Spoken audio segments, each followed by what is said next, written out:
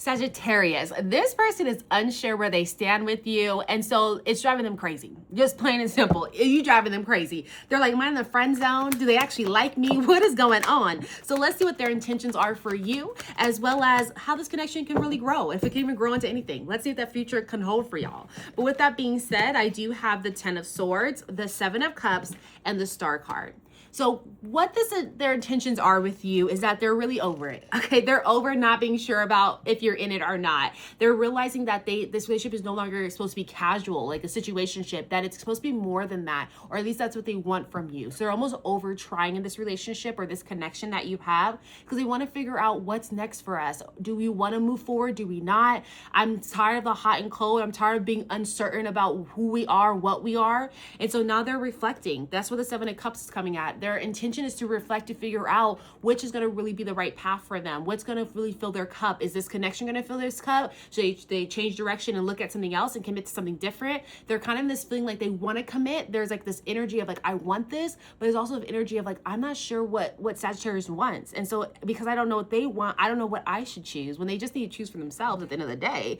But they're just so infatuated with you. They really want to see how this can grow into something. And they really want to overcome this uncertainty of like, can this be something beautiful? Can we work together to build something? But with that being said, they also have this intention of becoming a star with you, where you guys can really come together and build something beautiful and have this abundant love just pouring out, like just gushy love, deliciousness just rolling out of all of you, you know? They want to have a beautiful relationship with you, one where they feel like the dark days are over and you guys are finally like knowing who you are, knowing what this relationship is, what this connection is, and where it's going. They really want something real with you, something that can really propel each of you to the next level of love and really pour into each other. They're tired of just like pouring into like empty cups, right? They want to pour in something that's already abundant, that just continues to overflow in more love.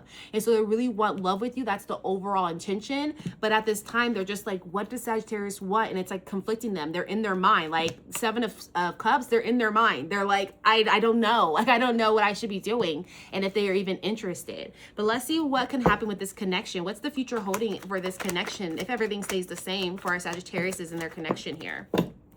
So what I have here for you is the 10 of Wands, the 3 of Wands, and then also the Devil's card. So what this is really showing me is that in the future, there's going to be an understanding that there's a certain pattern that's going on in this connection, a pattern that keeps repeating itself. You keep finding it and you're like, oh, this is a pattern. And it's interesting because it's the 10 of Wands. So it's almost like someone is fed up with everything that's happening, fed up with where they thought this relationship was going to go, fed up with maybe doing more in the relationship. But I think that's what you're seeing, Sagittarius. I think you're seeing that you always give and give and give, and the other person doesn't realize it. They don't see you for what you're doing. It's because you're not giving to their love language, right? You're just giving love, but it may not be matching their particular love language for them to notice that it is love.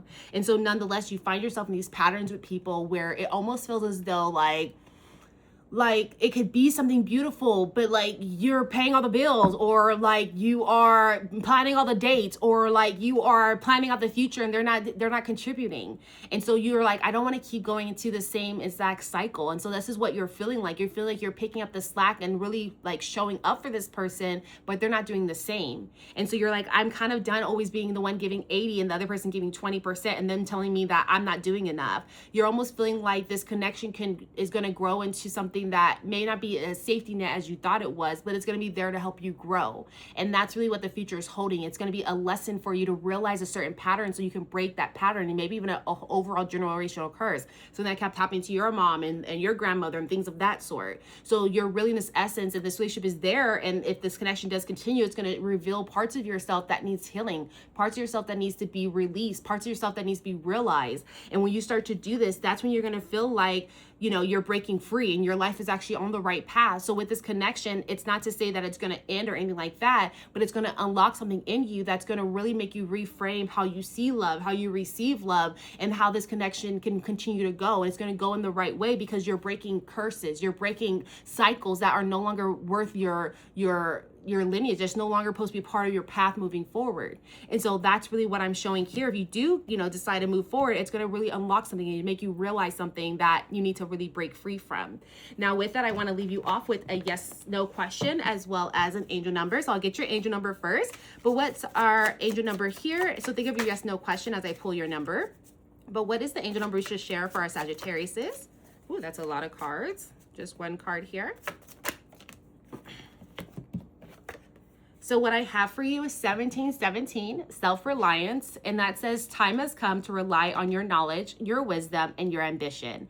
You have an important soul mission and life purpose. Leaning on your inner strength will allow more of your path to unfold ahead. 1717. And then with that, we'll go ahead and get a yes/no question out of the way as well here too. So with that being said, hi Spirit, how are you? Awesome. So Sagittarius has a question. What is the answer to Sagittarius' question?